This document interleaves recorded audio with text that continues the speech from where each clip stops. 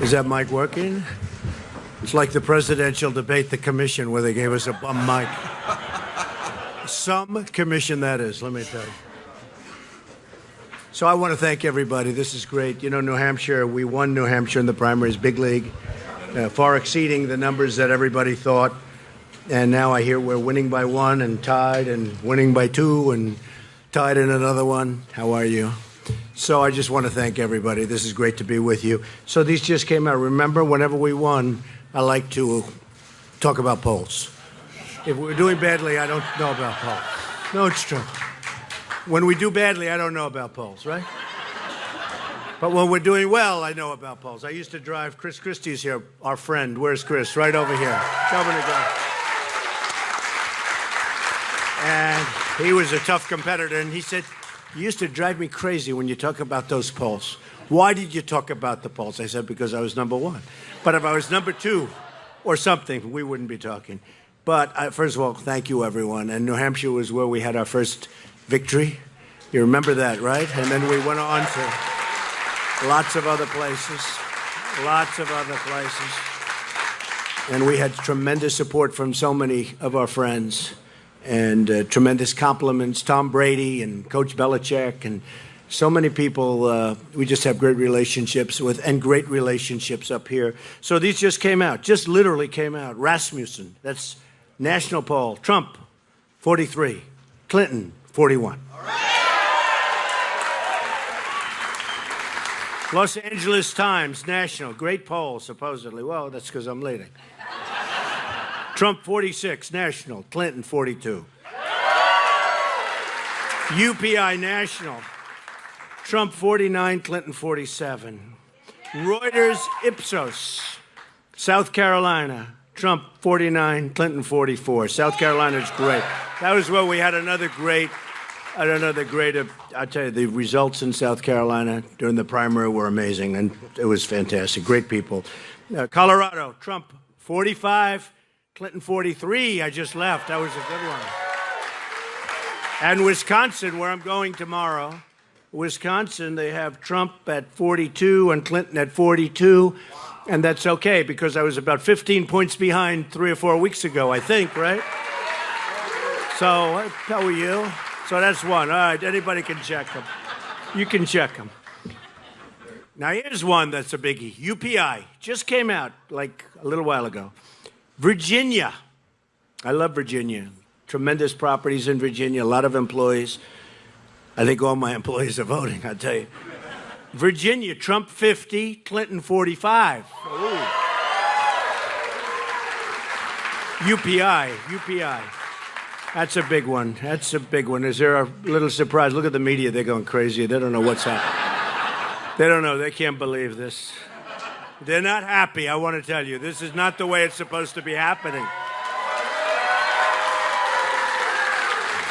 The American people. Right? This is not what they had in mind. The crooked media with the crooked Hillary.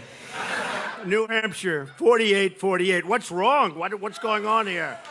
New Hampshire, 48-48. I don't like that. That doesn't sound like my friends from. We're going to win New Hampshire. We're going to win New Hampshire. We're going to win New Hampshire.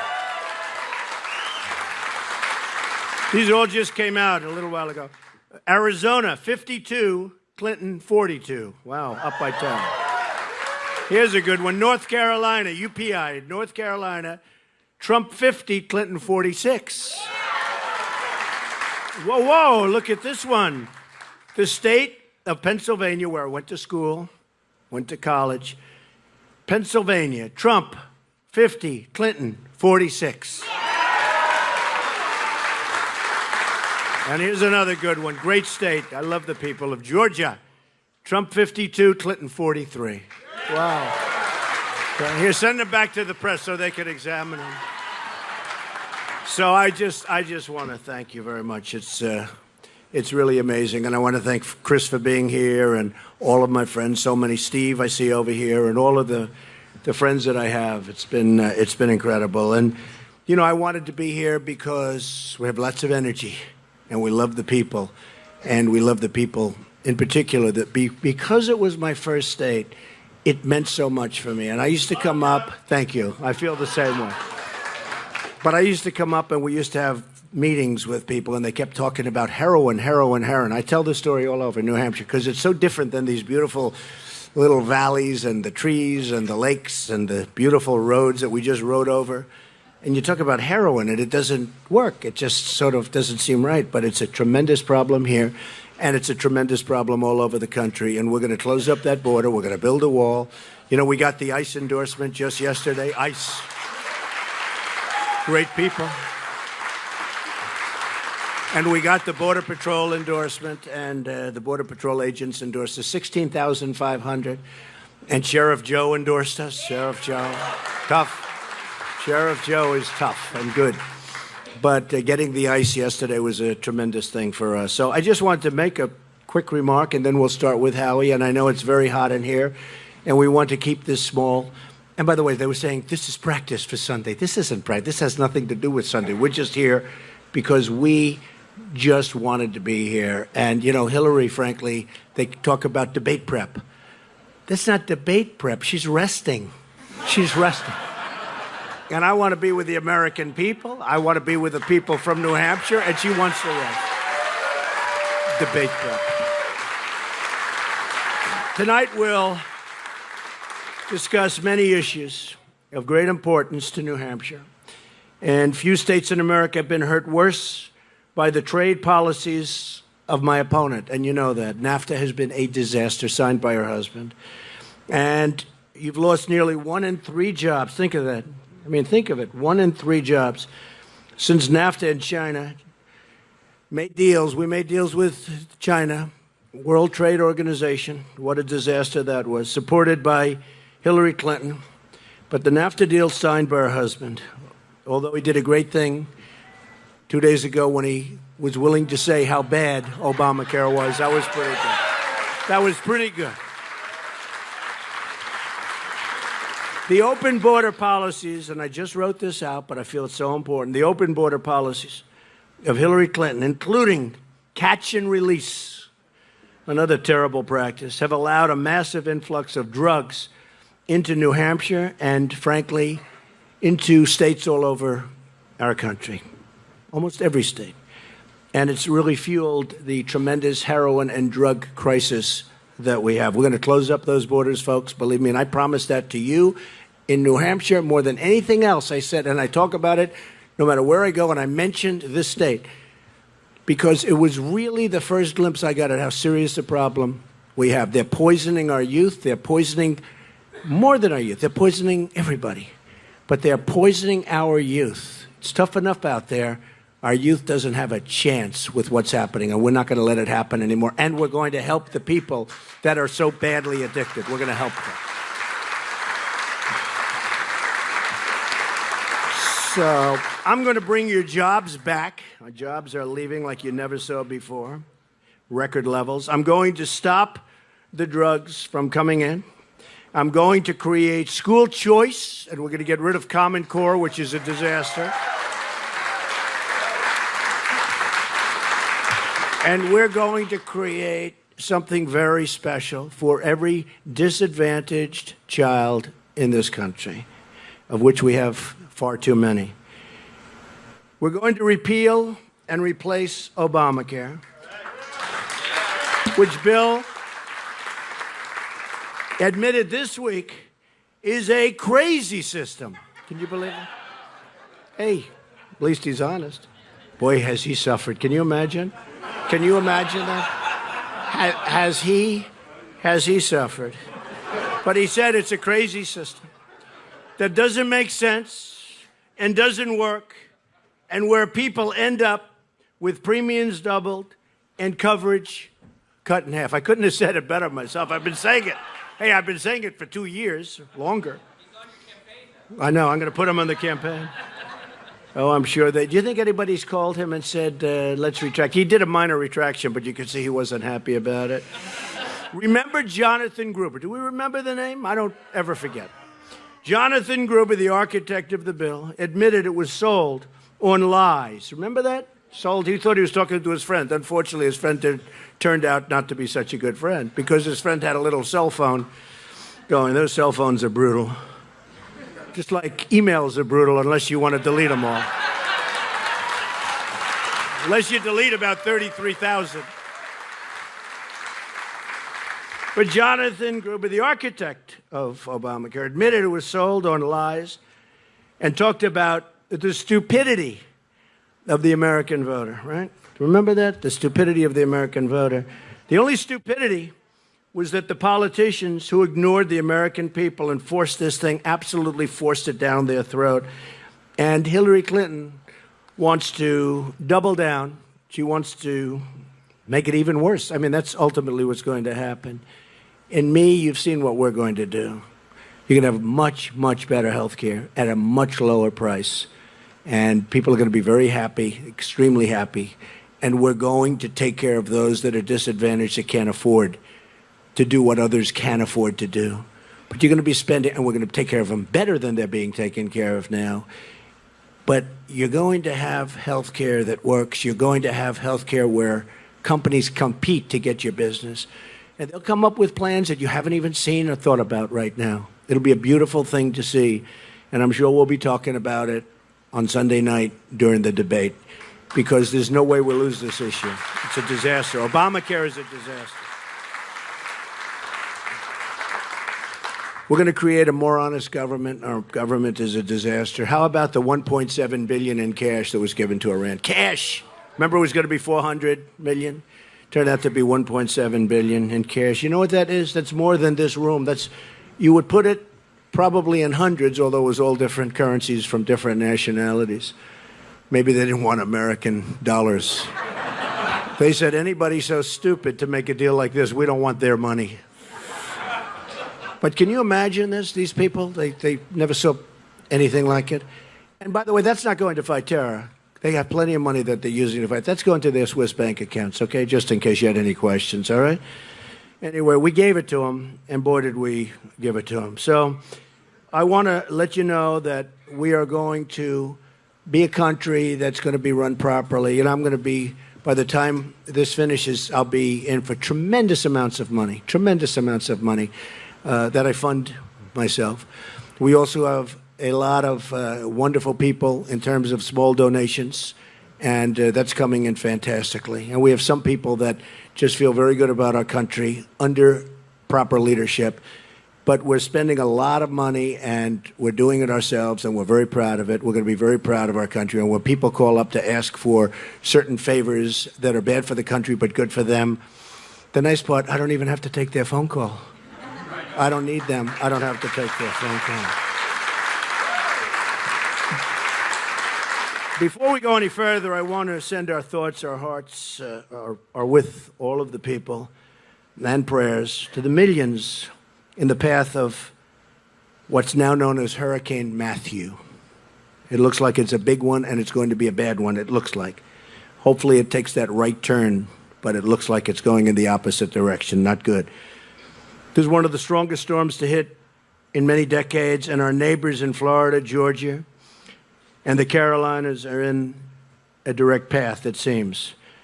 Southeast Florida has taken the brunt. We have a lot of friends in Florida, a lot of buildings, a lot of investments in Florida, a lot of great employees in Florida. Southeast Florida has taken the brunt of the storm. To all of my friends in Florida, please know that we are praying for you, and everyone in the path. You got to take care of yourself. You've got to get out of the area. You've got to listen. You have a great governor, Governor Scott, and you got to listen, because it could be a really, really bad one. So it's going to be a rough couple of days and maybe beyond that, but we'll see what the path ultimately is. We've seen the damage throughout the Caribbean and Cuba, the Bahamas, Haiti, and others. In fact, they say in Haiti, almost 270 people, they think around 270 people have already been killed by this terrible storm. So to the folks in Haiti and all over, we're going to be helping you. We'll be with you, and we send our best wishes and prayers. We have a tremendous problem that I think is brewing right now as we speak here. So we'll know in about 4 or 5 hours. I just spoke to Rick Scott. and Governor Christie just spoke to Rick Scott, and it looks like 4 or 5 hours away, so we'll know. But whatever happens, we're with everybody, because it looks like it's going to be a very bad one, maybe the worst in a long period of time. Okay, with that, Howie Carr has been amazing. He's been very, I don't know if he's allowed to support, but he sounds like he supports me a lot. I'm not sure that he's allowed to. I'm not sure he's allowed to, but I think probably. But he's certainly been amazing, and he's a very talented guy, and he's a terrific guy with a terrific family. So when we came up and a lot of people wanted us to do this, we said, let's get Howie. So Howie, let's go. You have some questions. I do, and I have a clock down on the floor there that says 2 minutes. Okay. Now, do you want me to call you when it goes over 2 minutes? Like I'll tell you what, I'll make a deal. If I'm doing well, don't call me. If I'm answering the question poorly, please call me immediately. In fact, you could go. Okay. You could go in 30 seconds. You could do it. All right. All right. All right. All right. Okay. Go ahead. Okay. The first question. Some of these are. I have the names, and if I have the name, I'll just ask the person to stand up. This is Matthew in Bedford, New Hampshire. Matthew, is he? Where's Matthew? Matthew here. Hi, Matthew. Hi, Matthew. Okay, Matthew says, after the first debate, the media and even some within the party suggested that you should have gone after Hillary more. Did you hold back, and do you plan on criticizing her more this weekend? Yeah, I did hold back. I thought it was just inappropriate to say what I was really thinking I would say. And I held back, I think for good reason. I'd much rather have it be on policy, and I didn't like getting into the gutter. And so I did hold back. Honestly, this was, the commission, the so-called commission on presidential debates. Give me a break. Did you see where they came from? One of them comes from the Hillary camp, the head person. How's your microphone work? This microphone is wonderful. But I had a problem with the mic. We had a guy inside the room oscillating my mic. It wasn't that the mic didn't work. And it's interesting. I went there a little bit before, and I said, boy, the mic is so great. Unfortunately, when I went to talk, they turned the mic up and down. And you saw it. Everybody in the room saw it. So we had a real problem. And the head of the debate said, you're right, it was a serious problem. Told this to Mayor Giuliani. It was a serious problem after the debate, an hour and a half. He said, and now that the debate's over, I'm going backstage to find out what was wrong. I said, oh, great, that helped. But I felt that... I really felt that I wanted to keep it on as high a level as possible. Let's see what happens. Let's see what happens. I think we're all better off if we can do that, because it is about issues, it is about policies. So. You kept it at 1:20. Good. What do you see as the biggest foreign policy failures of the last 15 years? Oh, wow. Do we have about, 24 hours to talk about this? Look, we've had failures at every level. We've had failures. I think the Iran deal is one of the worst deals I've ever seen. Okay? It's going to lead to nuclear weapons. I was with Bibi Netanyahu the other day, and we talked about it, and not to reveal what he said, but I will tell you, I can tell you what I said. This is horrible for Israel. It's horrible for our country. It's a horrible deal because over a period of time, over a short period of time, it leads to, within 10 years, and it's going to be sooner than that, they're going to end up with nuclear weapons, and they have like a path. On top of it, we gave them back $150 billion. We obviously paid ransom for our hostages. Obviously, Obama says this had nothing to do. Well, why did they delay it until all this money came in? But most importantly, it's just a bad deal. And I'm all for deals because I happen to think that nuclear is just about the biggest problem that we have in the world today. I think it's one of, Obama thinks it's global warming. I think it's nuclear in the hands of the wrong players. This is devastating. There's no winner. There's never going to be a winner with nuclear, believe me. And so I think deals are fine, but they have to be good deals. The deal made by Secretary Kerry, he never left the table. He just agreed. He'd want something, they'd say no, and he'd agree. So sad, but there's one example of a just horrible thing. We should have never gone into Iraq.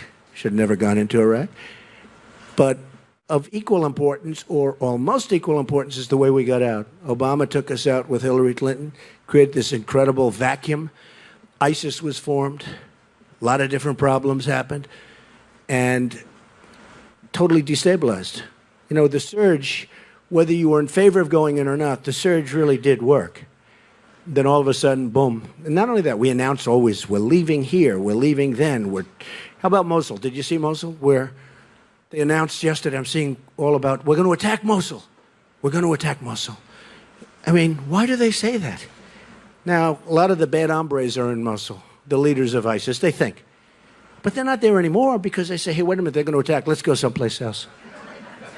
Isn't there an element of surprise? Remember when we were young and we were studying history and they talk about some of the great generals and the great attacks, and it was called the element of surprise? Wouldn't it be nice if we attacked first and talked about our great victory later? Now, you know, seriously, who's going to... It's almost like they're wasting their time attacking Mosul because everyone that we want is going to be gone. You're going to have all civilians and there'll be tremendous death and carnage. But the people that we want, they're going to say, hey, which are the leaders? Let's get the hell out of here. It's a very, very sad thing. We are being run by people that are incompetent. I will tell you that. Is Charlene from Sanbornton around? Is she here? Charlene? Charlene, there Hi. you go. How are you? Charlene says, Mr. Trump, I'm an 8th-generation American of Hispanic descent. I live in New Hampshire and California. You have my vote. I want to help other Hispanics see the truth. And then she talks about how with the current administration is the border security sanctuary cities are increasing drugs and crime. She says, Charlene says, what would you say to convince Hispanics who are deceived by Barack Obama, Hillary Clinton, and the biased media to vote for you? Well, first of all, thank you very much, and I appreciate it. Interestingly, I was listening the other day. There was a gentleman who owns a big radio station, Hispanic, mostly all Hispanic callers, and he was arguing with one of the hosts. He said, no, you don't understand. The people that are calling in, Hispanics, they love Trump. They're all for Trump. And he said, I was even surprised, but now I'm for Trump also. You know, I mean, this is happening more and more. I just got back from Las Vegas where we gave we had a tremendous crowd of people. A lot of Hispanics, Latinos, they like to be called in that area. You know that, right? Hispanics and Latinos. But we had tremendous response and just tremendous, it was an outpouring of love. Amazing. And you know, people that are here legally, they don't want people coming across the border illegally, taking their jobs, taking their homes, taking whatever they want to take. And we want people to come in now. I want people to come into our country so bad, but they have to come in legally. You know, we have a country and we have laws. We have a border. And if you don't have a border, you don't have a country. But I think the biggest surprise, two big surprises. We're going to do great with African Americans. You look at what's happening with the inner cities. It's a disgrace. And the Democrats have been running them for up to 100 years unbroken. And the African Americans, believe me, I think we're doing, and you see how the numbers are changing. One thing, they don't have a lot of confidence in Hillary Clinton. She's lied to them for years. She doesn't produce. She just doesn't produce. But I think we're going to do great with the African Americans. You look at the poverty in the inner cities. You look at the crime in the inner cities. You look at the education, and there's no jobs. And we're going to do fantastic with the Hispanics. I believe that. Doing well. Doing well. We're keeping it down, right? Yeah. Karen Whitaker from Sandown, here in Sandown. Karen. Hi, Karen. Oh, thank you. Thank you. I like this audience. I like this audience. How do you define the income range for middle class? It cannot be based on where you live because the U.S. tax codes do not discriminate based on geography. Well, look, the way I look at it, the middle class has been forgotten in this country. Taxes are too high. Jobs have been taken away from you. A lot of our companies, a lot of great companies have left our country. They've gone to Mexico and other places. China is making so much of our product. We don't make product anymore anywhere near like we used to. And I will tell you, it's such a great question because our middle class has been treated so badly by the politicians. I mean, it's like forgotten. And we're lowering taxes, as you know, way down for the middle class. We're changing the tax structure completely. We had 7 brackets. Now we have 3. And we're bringing it down actually for those making not a lot. It's 0, and we don't want them to send in because that's huge bureaucratically and extremely costly. But we're bringing the rates down to numbers that are much lower. You've seen the numbers, much lower. And you're going to have a much lower tax base. Hillary Clinton's raising your taxes way up. I don't even know what she's thinking. We're already the highest tax nation in the world, just about. They can maybe find, every once in a while, they'll fact check me. Well, no, there's a nation that you never heard of where it's slightly higher. We are just about of the industrialized nations. We're the highest taxpayers in the world. We're the highest tax nation in the world. Our business taxes are going to be brought from 35% to 15%. We're cutting regulations, which are absolute. We want regulation for environmental. We want regulation for safety.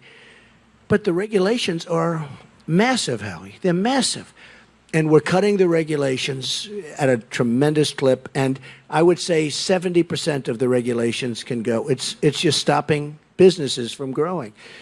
And I think you're going to see a tremendous change in this country. We're going to see jobs come back. We're going to see companies come back into our country. And right now they're just leaving. It's a one-way street out. We have a one-way street right out of the country.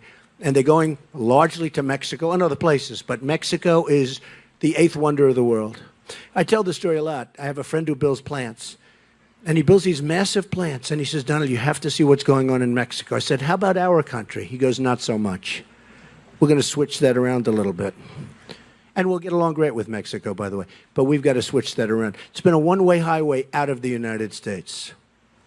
Is CAFA C in Londonderry here? CAFA C. CAFA. I recently graduated magna cum laude with a BS in chemistry, and I'm having a lot of trouble finding a job. What's your plan to bring jobs back to America? Well, that's the biggest problem, and that takes place with so many. And even though it's over 100 degrees in this room, don't feel bad. You know, this room was not meant for this many people. You do know that, right?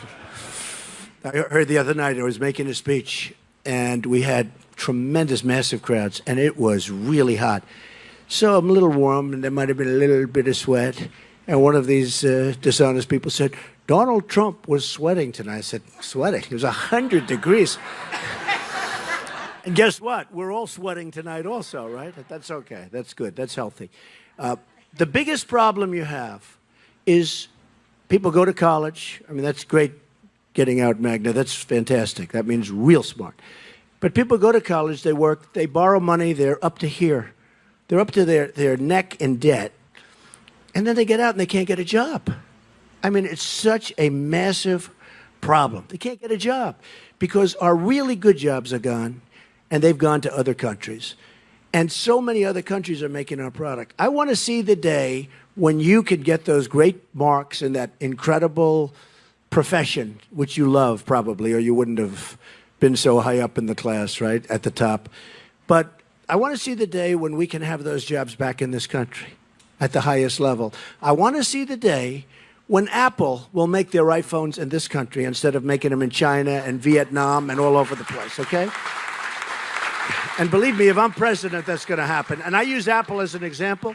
But in all fairness, Apple makes all its products all over the place. They're not making them here, mostly in China. Now Vietnam, which is becoming very strong for this. They're going to start making them here. They're going to start making them here. We have the people. We have the most unbelievable people. If I learned one thing in going around, because we started on June 16th of last year, and I've gotten to know the people. And we have by far the biggest rallies that people have seen, far bigger than Bernie. And he was second, but far bigger. Now Bernie's aren't so big, by the way. They're very small. Bernie made a big mistake, by the way. Bernie Sanders would have been legendary if he didn't make a deal with the devil. When he made that deal, his stock went way down. It went way down. I mean, honestly, even as somebody that is, disagrees with him on a lot of things other than trade, we agree very much on trade. Very, very much on trade. Except I'll do things about it because I like free trade, but I want to make a great deal free trade. But he was right on trade because our country is being ripped off on jobs, on everything. But we're going to have a country that makes product again. We're going to have a country that Apple and these other great companies are going to make their product in our country, and we're going to have lots of people working, including yourself. We have to do that, okay? Thank you. Is Bob Swanson here? Bob Swanson. Hi, Bob. This is one of my favorite questions. When you become president, and can you assure the American people that you are going to clean house from the top at the FBI, Justice Department, State Department, and the VA? And in what order would you start? Well, I guess we'll be talking about this for a while to come, but I have to tell you, it's one of the saddest things I've ever seen happen to our country. What's happened with Hillary Clinton, where you send emails, where they send a subpoena, and they want all of your emails. I mean, if you're in private business and you do what she did, it's called the who's go, okay? The United States Congress sends a subpoena wanting emails, and she gets the subpoena and she deletes 33,000 emails and did many other things, including lying all over the place. And you see people who have suffered greatly, including General Petraeus, for doing a tiny fraction of what she did. That's only because, well, we can't stay here all night and talk about it. But the lies she told to Congress, the lies she told to the people, but the lies she told to Congress. And then you see an FBI give her a no tape, no anything, no swearing in. I believe they said no swearing. You don't have to even swear in. And they question her on the 4th of July. And then they release their finding on Labor Day, right before Labor Day, when everyone's gone. They're gone here, they're gone there. I think what's happened with respect to, because I have such respect for the people in the FBI, and I have such incredible respect for the FBI, what's happened to the FBI and to the Justice Department at the highest level, honestly, I think it's one of the saddest things I've ever seen in this country. Whether we like it or don't like it, to look at what's happened and to look at the way that's been handled. And, you know, every time I speak, this is mentioned, the subject, the people are going crazy. The people of this country are very, very angry. Very, very angry. And I would think, I don't know this, but I would think that some of these great FBI agents and the people that work within the FBI, I would imagine they are just furious at what's happened to the reputation of the FBI. So, I mean, I think it's an amazing question. Honestly, it's like we're a third world country. It's one of the saddest things that I've ever seen happen in this country, and it happened to Justice, and that's probably, I guess, the way you feel also, right? Yeah, it's very sad. Let me ask you a quick follow-up. What would you do with Comey? I just am very disappointed. I mean, you know, when he read the charges, and he's going 1, 2, 3, 4, and I'm saying, wow, they're going to do the right thing. And then he goes, essentially, however, it was amazing. It was amazing to go after point, and that was only a few of them. So it's very disappointing. It's very disappointing. Sharon Osborne from Auburn. Sharon? For the conservative holdouts, Mr. Trump, who are not on the Trump bandwagon yet, what can you say to convince them that your support for traditional conservative issues of free markets, the Bill of Rights, and the rest of the Constitution mean they should endorse you? Well, you know, we don't have too many, Howie. I'll be honest with you. You know, the press likes to report. You have some of these long-term people that have done such a bad job. You look at the problem our country's in. I would never use these people, and they know that. So then they announce in a group that they're going over to Hillary, right? You understand. And they announce in a group. But, you know, we have tremendous support, including a couple of your very distinguished folks from New Hampshire who were against me, who are now for me. And you're allowed to announce the names. But we have tremendous support in New Hampshire. One of them was very tough and very smart. Go ahead. John Sununu? That's true. I'd watch him and I'd say, boy, his son is 4 points up tonight. Oh, that's good. Poll. Well, that's good because I thought it was terrific. I met him the other day, and father and son, and I think they're great people. But he was tough. I'll tell you what, he was really hunting for Trump. And you know what? I respect somebody that can go the other way. It's not that easy, a pivot, as you would say.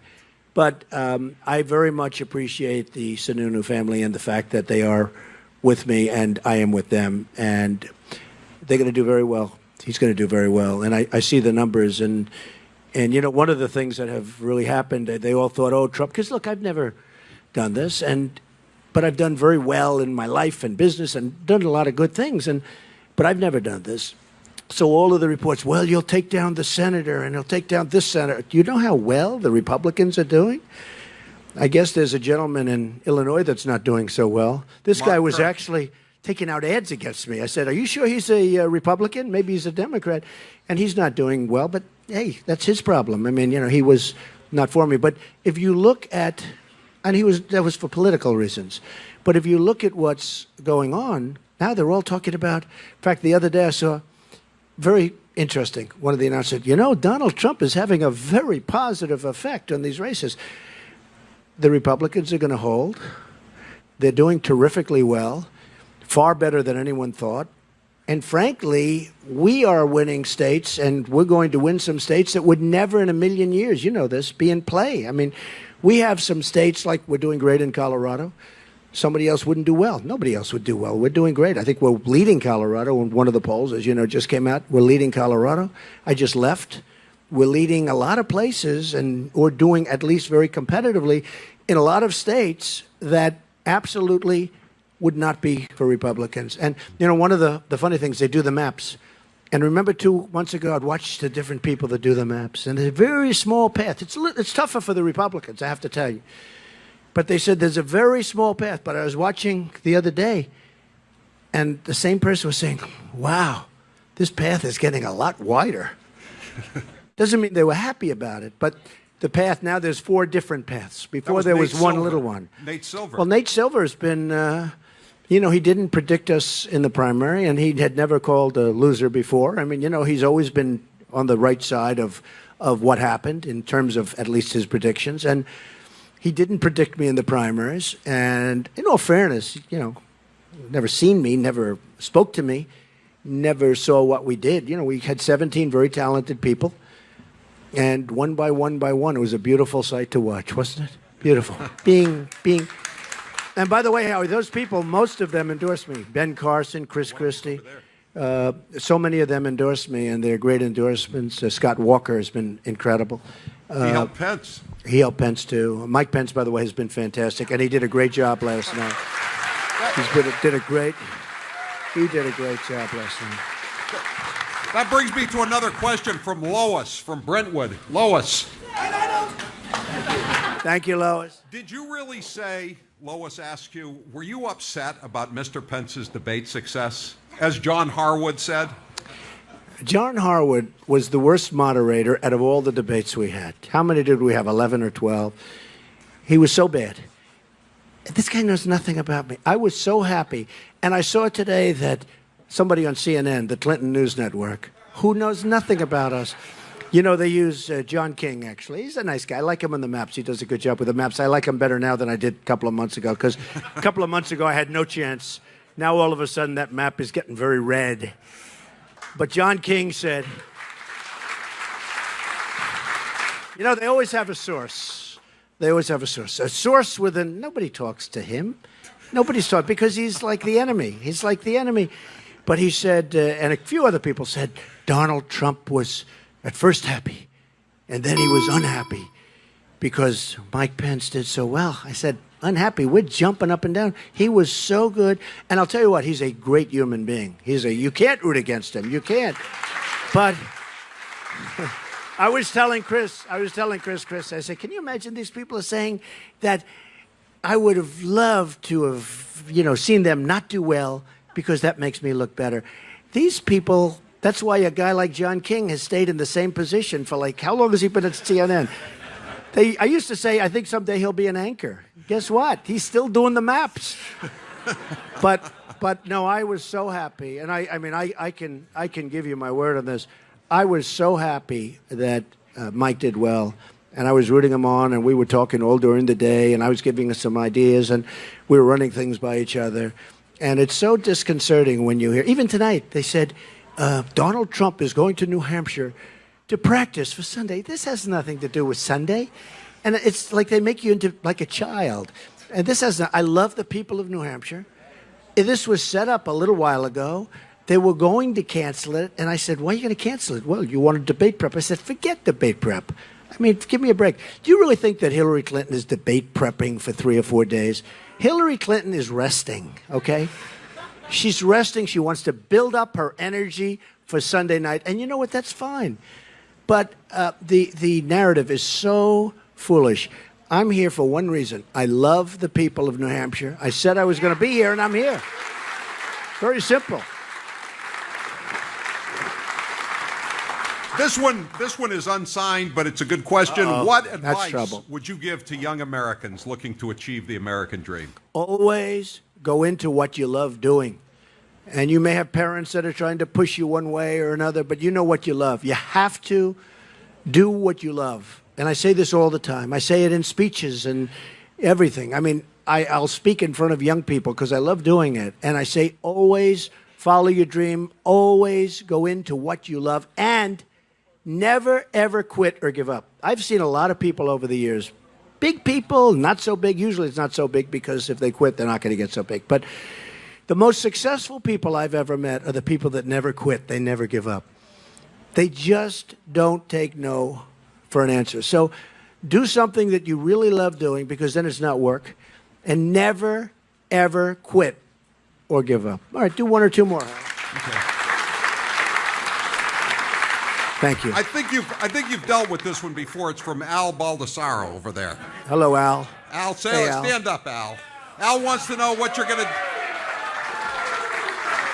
Al wants to know what you're going to do about the VA. How are you going to make it possible? Well, the veterans, as Al can tell you, and as a lot of the veterans in this room, because I recognize some of you, and I've become very close to the vets. And a lot of it started with New Hampshire, to be honest, and Iowa. But I really got close to the vets. And I'll tell you what, in many cases, they're living in hell. What's going on with the Veterans Administration, between the corruption, the long, long waits, 22 suicides a day. I thought that was a typo. When I heard 22 suicides a day, I said, that's impossible. 22 suicides a day. Much of it caused by the fact that they can't get to see doctors. Howie, they wait in line for 5 and 6 days. And at the end of the 6th day, the doctor says, sorry, I'm going on vacation.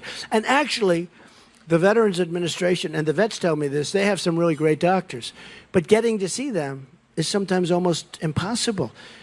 We are going to solve, finally, the problem of the Veterans Administration. We have illegal immigrants that in many cases are treated better than our great veterans. And you know that, and everybody knows that. They're being treated better than our veterans. And that's not going to happen. One of the things we're going to do is the lines are impossible. Getting to see a doctor is, in many cases, just days and days. When that circumstance happens, we're going to let our veterans go across the street, around the corner, 2 miles away, and see a doctor, private, or a hospital, public or private, where they're looking for work, where they have wonderful people and they're looking for work, take care of their problem, and we will pay the bill. And that's going to be the cheapest thing we can do. It's going to be the cheapest thing we can do. And Al can tell you, and a lot of the vets that I recognize in the room, they can tell you everybody's in love with the plan. And we're going to keep the VA, but we're going to keep the Veterans Administration. We're going to keep the hospitals. We're going to keep the buildings, because I think that's important. We have to take care of our vets. These are people that we wouldn't be here if it weren't for the vets. But when they're waiting in line and they know there's no end in sight, and honestly, they're dying. They need a simple procedure. They need a prescription. They need something very easy, and they end up dying. And it's a very sad thing. So they're going to be able to go across the street to a public-private hospital, to a doctor, and we're going to take care of our vets. For the first time, we're really going to take care of our vets, okay? Is Pete from Nashua here? Pete from Nashua. Pete from Nashua says Hillary Clinton wants to give Social Security and Medicare to illegal immigrants through citizenship. Won't this bankrupt the programs? Well, let me tell you, you've heard that, and most people didn't even believe it, but that's true. And, she's open border. She wants people to just flow through. Look, when the Border Patrol agents, 16,500, and when ICE, when they come out, and they've never endorsed a presidential candidate before, but these are great people that want to do their jobs. It's much harder for them to do their jobs than to just stand back. Right now, it's stand back, let them in. It's and catch and release, which is a disaster. But when they want to do their jobs, and it's much more difficult, and they come out and endorse Trump, who's going to have them do their jobs. And we're going to build a wall, and we're going to stop things from coming in. Look, we're going to stop. And this was the pledge I made to New Hampshire, more than any other place, because this is where I really couldn't believe it. But I said, if I win, and if I become president, first get the nomination, that happened, become president, I promise the people of New Hampshire that we are going to stop this crap from coming into your state. 100%. 100%. And it can be done, and it can be done even before the wall goes up. The wall is a necessary adjunct. You know, I asked the patrol, I asked really the ICE folks that endorsed me, and I asked the Border Patrol folks that endorsed me. I said, how important is the wall? And, you know, I'm so committed to the wall, I was pretty sure they were going to say this, but I wasn't 100%. They said, Mr. Trump, it is absolutely necessary for us to do our proper job, which made me, you know, gave me a little additional security as far as the wall is concerned. We need the wall. We have to stop the drugs, heroin, but many drugs, but we have to stop the drugs from pouring into our country. And believe me, it is poisoning our country, and it's poisoning our youth, and we're going to stop it, and we're going to stop it fast, long before the wall gets up. We're going to start that wall fast. I get them built fast. But I'll tell you, long before, we're going to stop that poison from flowing into our country. Okay? One more. We'll do another question. I'm going to ask you the kind of question Hillary Clinton gets sometimes. I mean easy here, right? She gets easy ones. That's what I mean. You ever notice, by the way, did you see the difference? I'm getting boom, boom, boom with her. What would you do to fix the economy? And of course, that's actually a much tougher question than you would understand. But and she doesn't have a clue. But you see the questions I was getting. Laura from Hampton, New Hampshire. Are you here? That's Laura. I thought you needed a fun question. Okay. Let's have a fun question. What is one of your earliest memories as a child, and why do you think it stands out? And then she says, go Donald. Thank you. Thank you. I think just the relationship I had with my parents. You know, my father built houses in Brooklyn and Queens and apartments, and he was a very good negotiator. I'd sit at his knee, and it wasn't that he taught me. He didn't really say, son, you have to learn. But he'd be on the telephone negotiating with a plumber or an electrician or a sheetrocker, and I would hear this, and I'd be playing with blocks at his knee on the floor, and I'd be listening, and it was always so vivid, and he was always negotiating.